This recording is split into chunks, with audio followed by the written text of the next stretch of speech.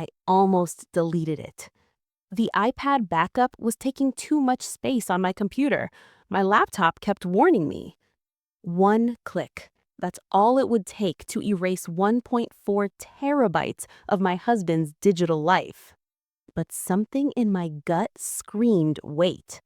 A whisper from the woman I used to be before 12 years of marriage made me quiet. So I opened it, and what I found in those files, it wasn't just inappropriate texts. It wasn't just an affair. It was a second complete marriage, a second home, a daughter I didn't know existed. How do you come back from that? How do you look at the man who promised you forever when you've seen the photos of him holding another woman's hand in a hospital delivery room? This is my story, every painful detail, and I need you to hear it all the way through. Don't scroll away. What I found changes everything about trust, marriage, and digital footprints. Mark was always the tech-savvy one in our relationship. From our first date, he carried an iPad. "It's my second brain," he'd joke, tapping away while we waited for coffee. When we got married, he set up our shared iCloud account, so we never lose a memory, he said. He managed everything digital, our photo backups, our shared calendar, our family passwords. It became our normal. Mark handling the tech, me handling, well, everything else. But his iPad became like an extension of his body, always with him, always face down. He's a consultant, I'd tell friends. He needs to be available for clients. But the notifications, they started last November, exactly 8:15 p.m. every night. His iPad would ping once, he'd glance at it, then disappear into the bathroom for 20 minutes. "Work emergency," he'd say, emerging with that vacant stare people get from screens. But on Thanksgiving, at 8:15 p.m., while my family was laughing in the next room, I pushed the thought away. "You're being paranoid," I whispered to myself in the dark. What I didn't know then, gut feelings are data points, and mine were collecting. That iPad held the answer, and my laptop was about to force me to look. Question for you. Have you ever ignored a gut feeling about someone you loved? Why did you dismiss it? That iPad held the answer, and my laptop was about to force me to look. My MacBook gave me the warning in angry red letters last Tuesday afternoon. iCloud storage 82% full. Manage storage to free up space. We paid for the 2 terabyte family plan. 2 terabytes. That's 2,000 gigabytes. I clicked Manage Storage. The lists loaded slowly. Photos, 120 gigabytes. Backups, 1.7 terabytes. At the top of the list, Mark's iPad backup, 1.4 terabytes. Maybe he's backing up movies, work videos, architectural files. But 1.4 terabytes, that's 1,400 gigabytes. That's insane for one tablet. I waited until he got home. Casual tone. "Hey, your iPad backup is huge. What's on there?" He froze, actually froze. Coffee mug halfway to his mouth, eyes widened slightly. "Client projects, confidential architectural plans, very sensitive data." But why is it on our personal iCloud, and why so much? That's thousands of hours of video. His face changed. "Are you checking up on me? After 12 years, you don't trust me?" The gaslighting began. I was invasive, controlling, paranoid. But that number, 1.4 terabytes, it glowed in my mind like a neon sign. What could possibly fill that much digital space on a husband's iPad? Mark left for Chicago on Thursday. "Quarterly review with the Columbus office," he said. Columbus, Ohio. I checked our home security app at 6 p.m. He checked in to the Hilton. Perfect. At 2 a.m., I connected his iPad to my laptop. iTunes opened, backup encrypted. I tried his phone passcode, 0415, our anniversary month and day. Passcode incorrect. The iPad rejected it. My hands trembled. He had a different passcode for this device, a secret one. Then I remembered our wedding date, October 21, 2011, 10212011. Backwards, he loved palindromes. 11021211. The iPad unlocked. A different home screen appeared, apps I'd never seen, a wallpaper of a beach sunset, two silhouettes holding hands against the orange sky. I didn't recognize the location. I clicked Back Up Now. Progress bar. 4 hours remaining. 4 hours of data. As files transferred, I checked the device name in iTunes. Not Mark's iPad, not work device. Our family iPad. Question: what's the most shocking thing you found on a partner's device? The backup completed at dawn. What I found inside would shatter our world forever. 6:13 a.m. Sunrise painted our kitchen orange. The backup folder glowed on my screen. Thousands of files, organized by year, by month, by event. Family Vacation Disney 2023. Christmas Morning 2022, our first.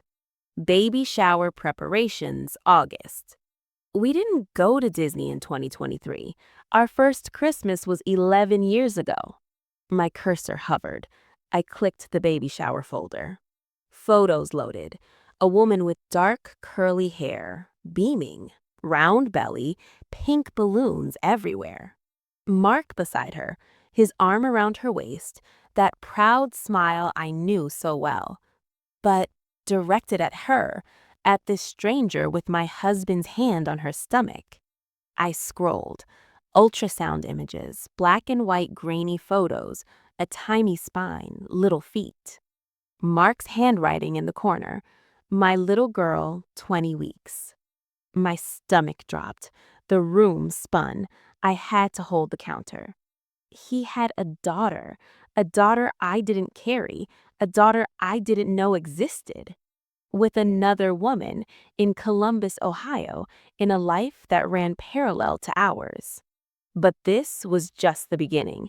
The legal folder held the real crime. It got so much worse, like peeling an onion of lies. I found the legal documents folder, scanned PDFs, official forms, government seals, marriage certificate, State of Nevada, Clark County, dated March 15th, 2023. Groom, Mark David Harrison. Bride, Lauren Elizabeth Mitchell. 18 months ago, while he was still married to me, while we were trying for a baby. Bigamy, a felony in Illinois, a felony in every state in America. Property deed, 124 Maple Drive, Columbus, Ohio. Purchased September 2023. Joint mortgage, Mark Harrison and Lauren Harrison. Our savings account, the $45,000 down payment fund we'd been building for 5 years, gone. Transferred in 3 increments to joint account Harrison and Mitchell. Monthly bank statements showed automatic transfers, $3,000 to Lauren Harrison. She had his last name, my last name, the name I'd taken 12 years earlier. Credit card statements, bye-bye baby, motherhood maternity, Crate and Barrel kids. Paid with our joint American Express, the card I thought was for home renovations. He wasn't just cheating emotionally, he was maintaining a complete second household. Question: what's the most money you've discovered was missing from a joint account? And financing it with our money, our future, our dreams. The calendar app held the blueprint of his double life. Color-coded entries. Blue for business trips to Columbus. pink for family time. I opened my iPhone calendar, the one where I'd marked our 10th anniversary dinner reservations. October 21, 2023, our anniversary. Mark was at a conference in Denver. His iPad calendar.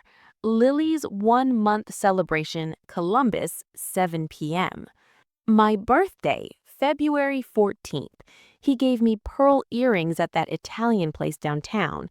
His flight itinerary, Columbus to Chicago, arriving 4:30 p.m.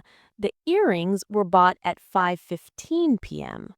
Every business trip, every late night at the office, every weekend golf game with the guys, mapped to a parallel life 400 miles away in Columbus, Ohio. The 8:15 p.m. notifications, calendar reminder, good night call with Lily, heart, every single night for over a year. I found the flight itineraries folder, 42 round trips in 24 months.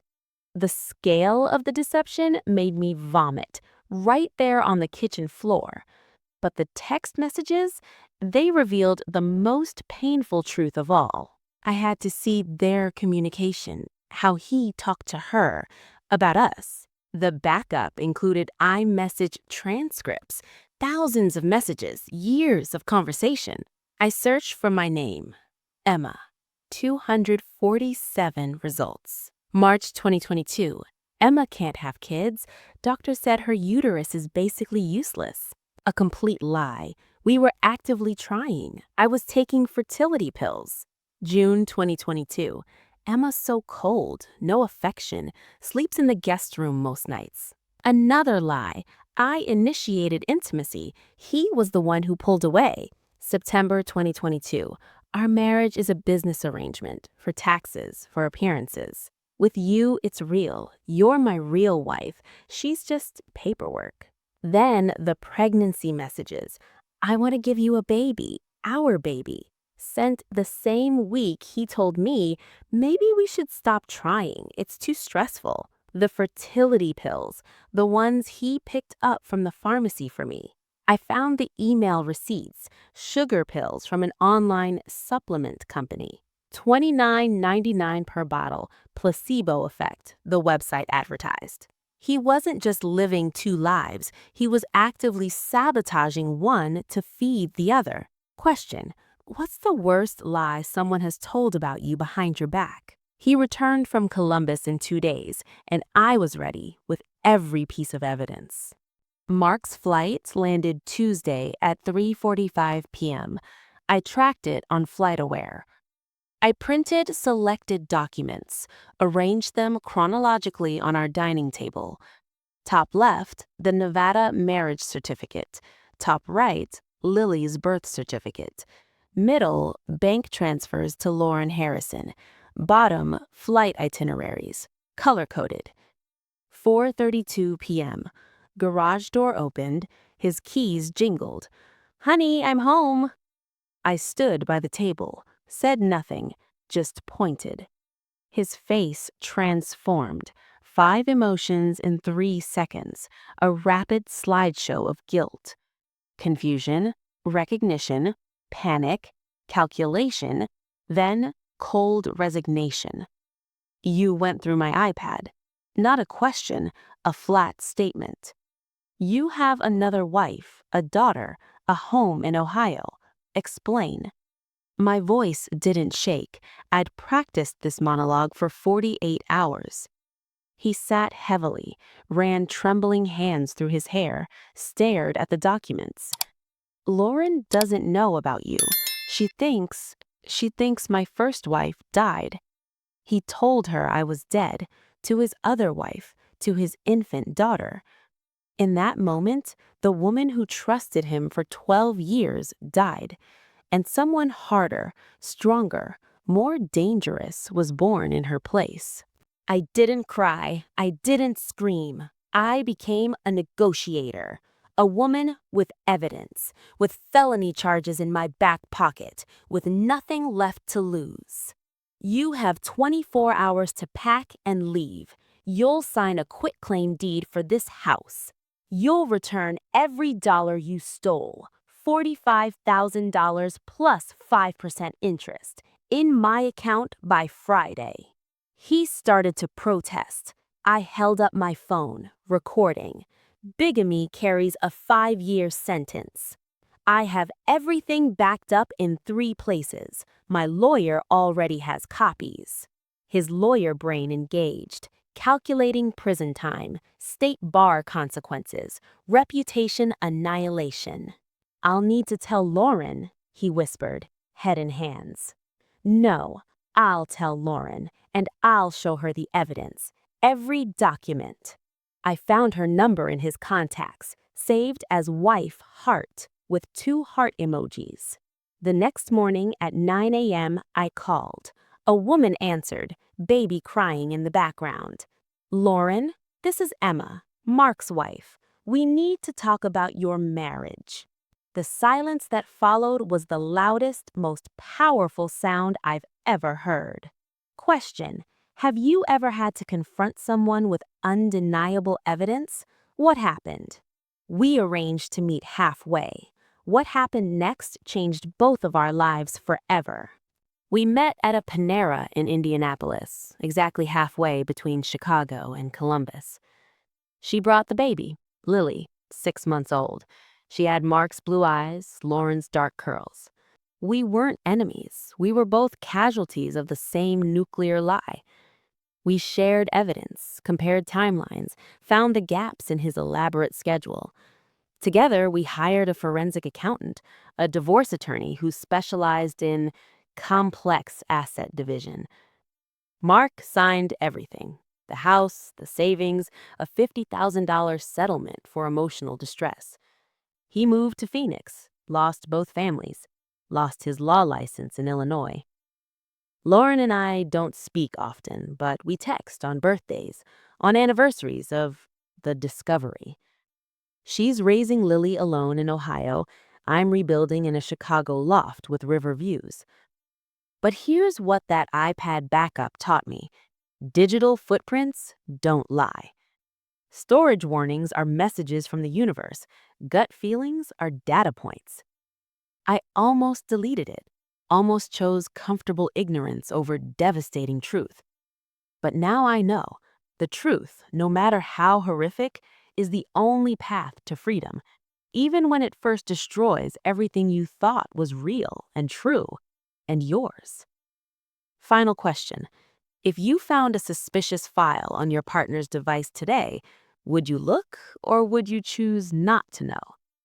Choose to know. Always choose to know. Your future self will thank you. If this story felt familiar, you're not alone. More real confessions are waiting on this channel. This is an anonymous confession, AI narrated but based on real experiences shared online. Names, locations, and identifying details have been changed for privacy. The emotional truth remains. Subscribe to Reddit Sting Stories for daily shocking confessions. Turn on notifications so you never miss a story that could change how you see relationships. Remember, if something feels wrong in your relationship, trust your gut.